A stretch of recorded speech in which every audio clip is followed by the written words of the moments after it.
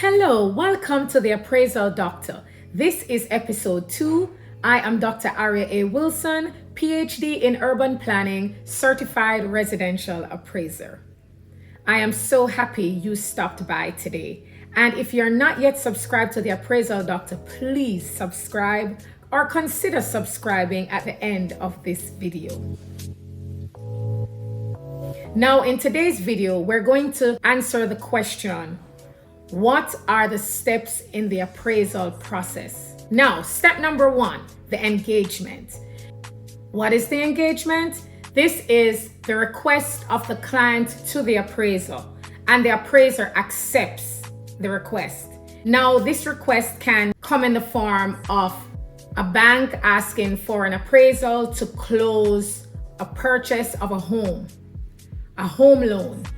Now, this request of an appraisal report, there are certain terms and conditions, and if the appraiser accepts these terms, the appraiser signs that engagement and it's now a contract. It must be noted that both parties need to sign.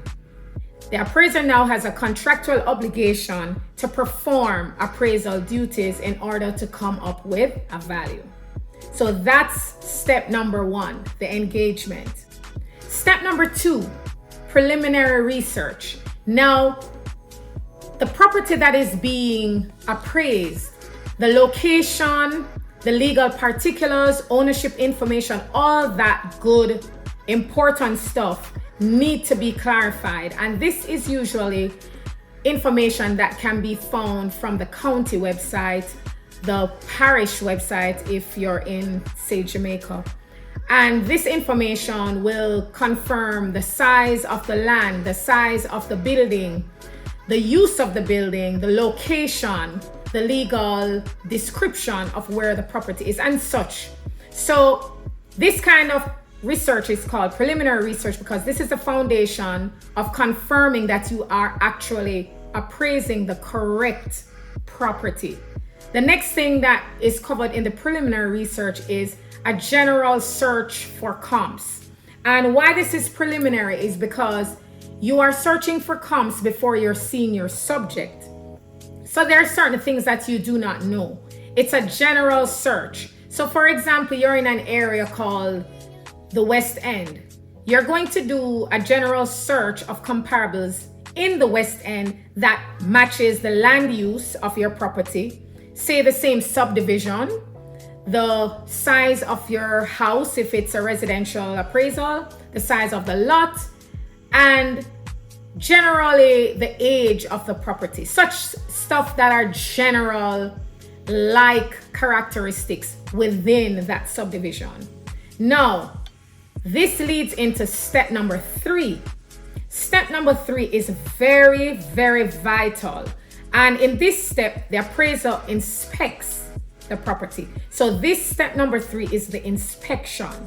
The inspection has several actions taken on site. We will deal with that in another episode.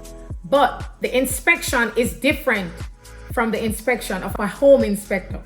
So the home inspector inspects the property for a different reason, and that report is completely different from an appraisal report. And we can deal with that later, but I just wanted to bring that up because most people are familiar with home inspectors and not necessarily the inspection that an appraiser does on site.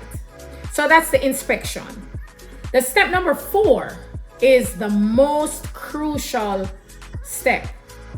So next to the appraisal analysis is the inspection, and that introduces step number 4, which is the appraisal analysis. This is where the appraiser defines the value. This is the step in which the appraiser reconciles that value. All of the comparable analysis closes out in this step. So remember when I told you that there's a preliminary research done, and that preliminary research includes finding general comparables that seem to be appropriate for the subject. In this step, there is a final decision and a final subset chosen of comparables. So Say in the preliminary search for comparables, we found 50 comparables that could possibly be appropriate for our subject property. When we would have gone and done an inspection, we are now more intimate with the characteristics of our subject property. We know that our subject property had, for example, the roof changed, or the roof worked on, or the floors changed, or the front porch redone, or the kitchen cabinets were all redone, counters, whatever. Or there's a big hole in the bathroom, or there's a leak in the home. Whatever the situation is, whether our subject is better or worse than the general comps in the area, we are now able to narrow down that number from 50 to say 10 to say 5 to finally decide on what the value is going to be. So in my residential appraisals, I narrowed down my comparables to the 5 best, most appropriate comparables to my subject. So I am going to go as near as I can in location. I'm going to go as similar as I can in floor area. I'm going to go as similar as I can in age, and so on. We spoke about the factors that affect value in episode 1. These are the same factors that we use to narrow down what are the best 5 comps. And those are the comps that we include in that grid to reconcile our final value. So that's the most important step in the appraisal process, because this is where comparables are chosen and adjustments made and a reconciled value is arrived at. Step number 5 is the report writing. So that appraisal report that you see that comes back to the bank, or you might have bought a property and you ask to see your appraisal report, that report is what is written in the next step number 5, the report writing. So this is where we write the report. So now that we have done an analysis and we know the number, we have to complete an entire report. The forms have to be filled out, all the description of the construction information, the condition, the age, all the factors need to be there. The legal information, the ownership, the county, how much taxes are due every year on this property. All those intricate details need to be shown in the appraisal report. That's the report that's written in our step number 5. When that report is complete, it is now delivered in step number 6. So step number 6 is the report delivery. This might be done by email, it might be done by a website upload, whatever it is that the client might request. It might just be an email of a PDF. Whatever it is, the delivery of the report is step number 6. After the report is delivered to the client reserves the right to peruse, to look through that report, and if there are any changes, any quality checks in terms of, say, a spelling error or a name error or just something that is aesthetic but is important to the delivery of the report may be sent back for adjustments. So that's step number 7.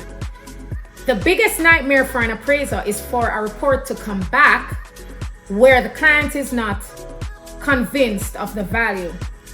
And if that's the case, that's one thing, but it's the worst case if the client is actually correct in his hunch. There might be something that the appraiser did not take into consideration that would have changed the reconciled value that he decided on. That's an appraiser's biggest nightmare.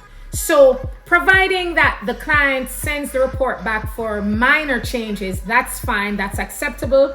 But if the client sends it back for technical changes, like a value change, and he or she is actually correct in that request, the appraiser would not have done an acceptable job according to USPAP standards. And USPAP standards are the standards that govern the appraiser's action and the appraiser's practice, best practice. And then the final step is step number 8, where the appraiser is required by USPAP to hold an archive of the work file used in the appraisal process. Now, this work file, just think about doing a math exam and having the working out on a paper that needs to be submitted with the answers. That's the same thing, same concept for the appraiser's work file. So the appraiser must keep a work file. There must be that behind the scenes record of how the value was arrived at. What's the information that was used to say there is zoning and there's no zoning, or the property is in a flood prone area? How do we know that the property is in a flood prone area? There needs to be flood maps. There needs to be a survey diagram if it's stated in the appraisal report that there was a survey diagram and the survey stated X.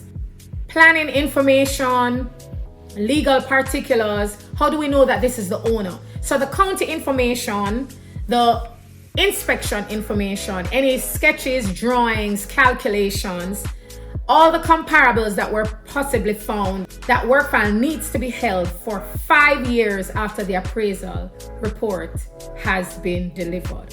So the importance of this work file could lead to evidence in court, because every single appraisal can become a court case. So if there's a situation where an appraisal report is challenged and it becomes a court case, the work file is there in the defense of the appraiser's best practice. If the work file is put together properly, it should help in the case for the appraiser. So that ends my steps in the appraisal process. I hope you have learned something. We can do a quick run through. Step 1, the engagement. Step 2, preliminary research. Step 3, the inspection. Step 4, the appraisal analysis. Step 5, report writing. Step 6, report delivery. Step 7, the review of the report by the client. And step 8, the compulsory archiving of the appraiser's work file. I hope this was of help to you and you learned something from this video. If you're not yet subscribed, I hope you will subscribe to the Appraisal Doctor. This is where we'll have dialogue. Send me any questions, leave any questions you have in the comment section, and I hope to see you next week.